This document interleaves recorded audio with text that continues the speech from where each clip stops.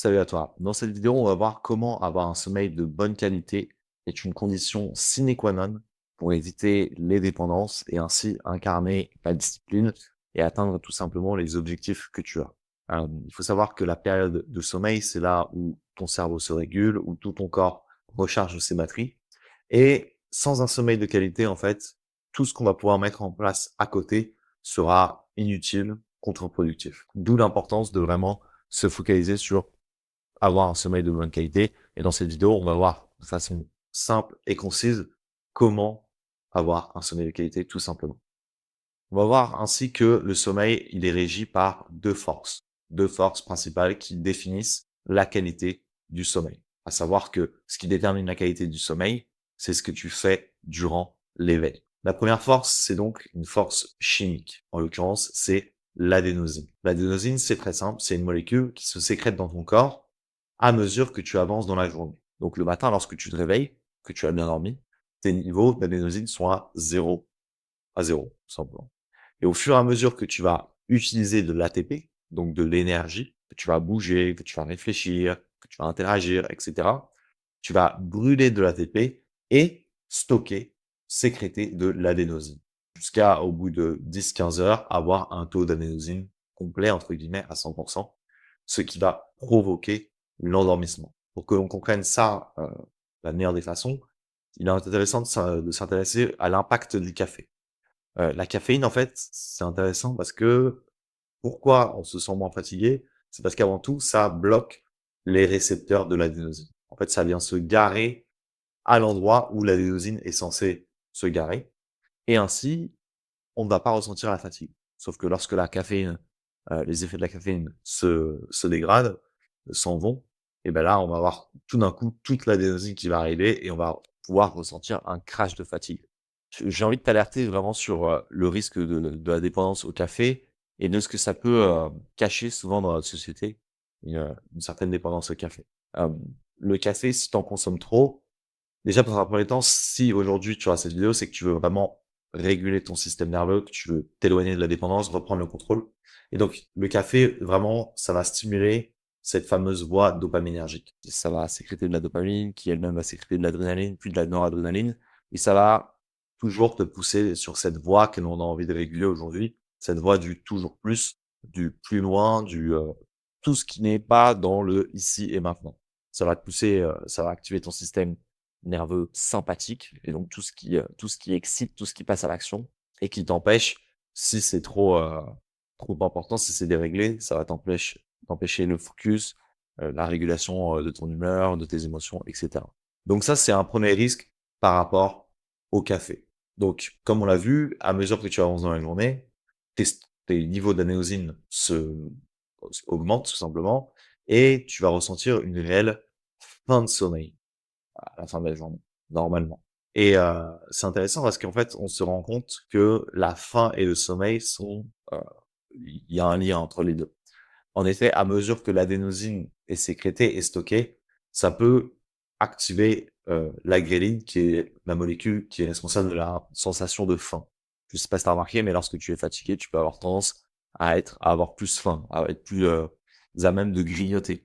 Donc là, toi, dans ton cas, j'ai vraiment envie de t'alerter sur, quelque chose, sur un effet secondaire de la fatigue et d'un sommeil de mauvaise qualité.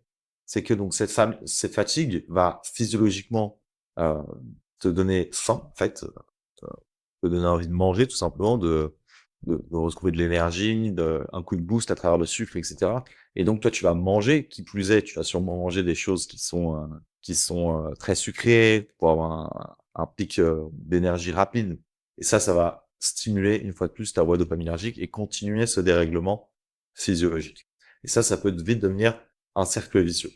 Donc dans ton cas, toi qui veux vraiment réguler ton système nerveux, calmer cette voie dopaminergique, il est important que tu comprennes ça pour mettre les bonnes actions en place, faire les bons choix, hem et surtout comprendre ce qui se passe, en fait. Si le soir, tard, tu as des pulsions sucrées, ça peut être, l'origine peut être, celle-ci.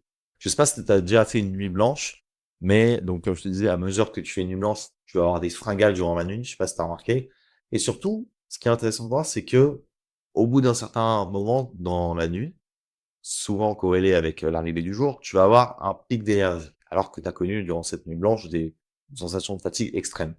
Mais je sais pas si tu as remarqué, au bout d'un moment, tu vas être réactivé, tu vas ressentir de l'énergie à nouveau. Et ça nous amène à la deuxième force qui régit le sommeil, c'est-à-dire la force circadienne.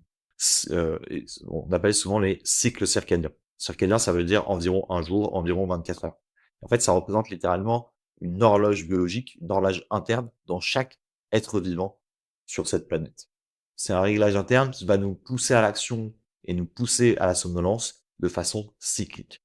Avant de parler de ce qui régit ce cycle circadien, il faut que tu comprennes que dans le corps, il y a 2 voies de communication. Il y a le système nerveux, heu, qui se passe principalement, dans le cerveau et dans les nerfs, qui sont déployés partout dans le corps humain et c'est, les messages sont principalement les neurotransmetteurs et les neuromodulateurs. Là, ce qui nous intéresse, c'est le système hormonal. Et qu'est-ce qu'une hormone? Une hormone, c'est une molécule chimique libérée par un organe ou une glande qui circule via le sang vers d'autres organes ou le système nerveux. C'est important de comprendre ça. Donc, on a les neurotransmetteurs comme messagers, les neuromodulateurs et les hormones. À travers les nerfs pour le système nerveux, à travers le sang pour le système hormonal. Et l'hormone qui nous intéresse dans ce cas-là, c'est le cortisol. On va voir à quel point le cortisol, c'est déjà, on appelle souvent ça l'hormone de stress, on va voir ça. Pourquoi? On va voir que c'est la clé d'un bon réglage et surtout, on va voir comment l'activer de façon optimale pour respecter sa physiologie.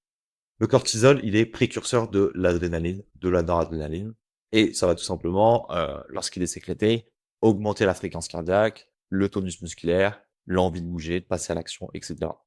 Ça va amener à l'utilisation de l'ATP, l'énergie, pour résumer, et ça va nous amener à l'adénosine. Donc tu commences à comprendre, la mécanique, la logique de tout ce système. Et du coup, le cortisol, il est sécrété donc par les glandes surrénales, par pic, tout au long de la journée. Et c'est normal. Heu, on a des interactions avec notre environnement et différents événements, heu, ta copine qui t'alerte sur, un problème de facture, une agression que tu vois dans la rue, voilà, tout ça, ça va être des petits pics de cortisol qui vont te permettre d'être réactif et de réagir de la meilleure des façons face aux différentes situations. Le problème, c'est que dans une situation, beaucoup de gens sont, noyés sous les différents, pics de cortisol et du coup, ça fait que toute la journée, ils sont sous un cortisol et ça ne fait qu'activer, le système nerveux sympathique et donc ça les pousse toujours vers l'action, vers la vigilance, vers comme s'ils étaient tout le temps en mode survie. Ce qui est donc important, c'est que nous, ce qu'on veut en fait au début de la journée, c'est avoir une vague de cortisol puissante, stable et qui va nous durer toute la journée. Donc retiens bien cette notion de vague de cortisol que l'on veut avoir dès le matin de façon stable pour toute la journée, pour plus tard, parce que juste avant, j'ai envie de te parler d'une deuxième hormone qui est complémentaire à celle au cortisol, qui est la mélatonine. La mélatonine, elle est sécrétée 12 à 14 heures après l'éveil. Donc lorsque tu te réveilles, dès ton réveil, tu as des pics de cortisol pour te pousser à l'action, gérés donc par ton horloge interne, par les cycles circadiens. Et 12 à 14 heures plus tard, tu vas avoir de la mélatonine qui va commencer à être sécrétée. Et la mélatonine, on appelle ça souvent la molécule du sommeil parce que c'est elle, littéralement, qui va amener cette sensation de somnolence et qui, combinée au stop plein d'adénosine, va provoquer l'endormissement. Donc ça, c'est vraiment les deux hormones heu, qui régissent ces cycles circadiens. Alors, comment régler cette horloge de façon naturelle et surtout optimale? Eh bien, cette horloge, elle est grandement, régie par la lumière et pas n'importe quelle lumière. Du moins, l'effet ne sera pas le même. Cette horloge, elle est donc réglée à travers les yeux. Il faut savoir que les yeux, c'est la partie du cerveau, la seule partie du cerveau qui est visible. En effet, quand la lumière passe dans ton œil, ça va directement dans ton cerveau, envoyer certains messages et en l'occurrence, la lumière, c'est ce qui va déclencher ce pic de cortisol. Sauf qu'une lampe dans un chez toi, par exemple, ça va être 200 à 40 lux, c'est, la mesure pour, mesurer le degré de l'intensité de la lumière, alors que la lumière du soleil, ça va être de 5000 à 100 000 lux. Donc quand je te parlais d'une vague montante, stable, puissante, de cortisol, et ben, elle va être déclenchée littéralement par le sommeil, l'exposition au soleil.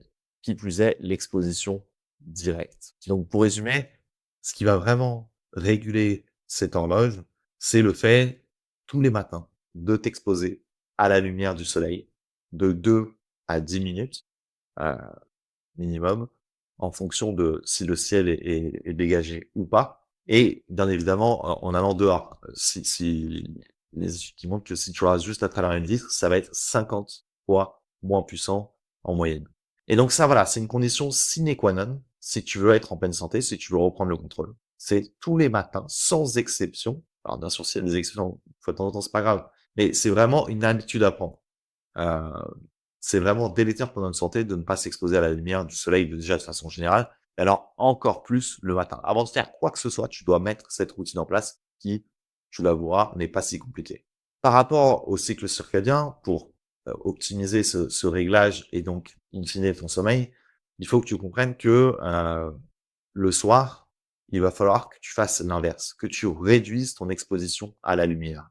Ça paraît logique, tu me l'accorderas, dans le sens où, heu, dans la nature, en fait, lorsqu'on était, non civilisés, heu, notre corps était habitué à voir la lumière, décliner, et c'est ce qui provoquait, l'endormissement.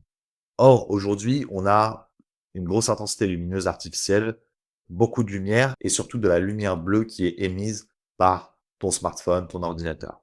Et en fait, la lumière bleue, donc sur le spectre de la lumière bleue, c'est la pire le soir. C'est la meilleure le matin.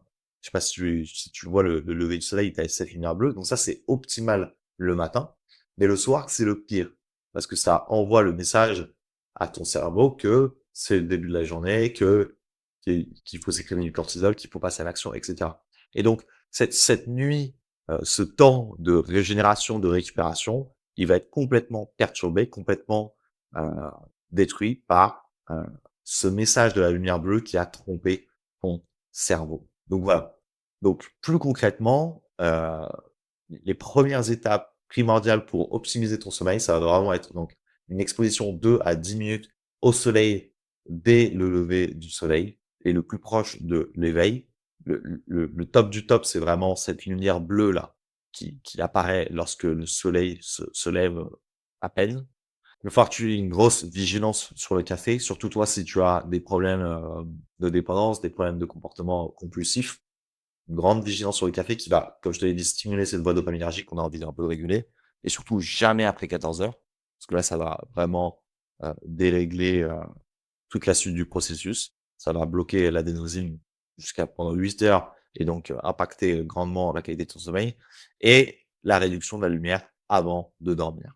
Ça, c'est vraiment, primordial. La co si tu dois mettre 3 choses concrètes en place progressivement, c'est ces 3 choses pour optimiser la qualité de son sommeil. Je ferai une autre vidéo pour aller dans un peu plus dans le détail et sur d'autres aspects, mineurs, ou d'autres aspects peut-être plus personnalisés en fonction de certains cas. Mais ça, c'est vraiment 90 du boulot. Désormais, tu sais ce qu'il te reste à faire. C'est une première étape pour retrouver le contrôle, incarner la discipline et atteindre tes settings objectifs. Devenir l'homme qui incarne les valeurs que tu admires. Prends soin de toi.